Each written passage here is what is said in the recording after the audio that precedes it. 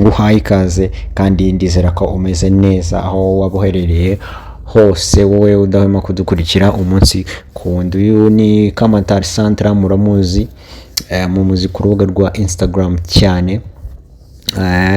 Nkuko mu minsi yashize byavuzwe ku bandi rero ari Muyango n'abandi bagiye batandukanye abastar, yaba ab'igitsina gore yaba ab'igitsina gabo, hari abo bagiye bashyira hanze amashusho bavuga ko ari bo. Ayo mashusho ari amashusho barimo bakora imibonano mpuzabitsina cyangwa se bambaye ubusa. Uyu Kamatari Sandra rero nawe ku rubuga rwa X bikomeje kuvugwa ko nawe hari video ye yabiri hanze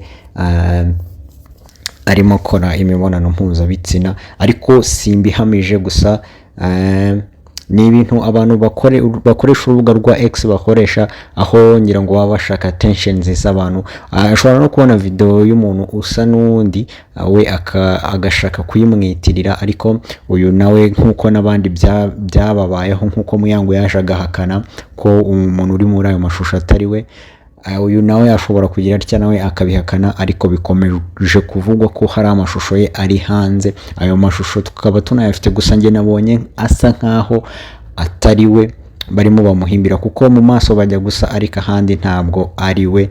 Kora subscribe rero kugira ngo ukomeze ubane nanjye umunsi ku munsi.